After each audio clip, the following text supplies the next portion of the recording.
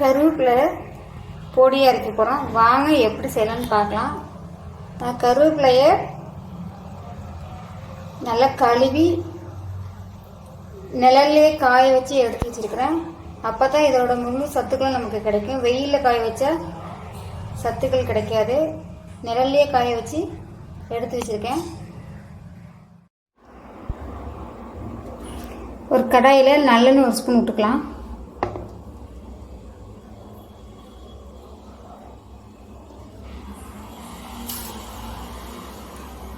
அதில் நம்ம கருவேப்பிலையே வறுத்துக்கலாம்.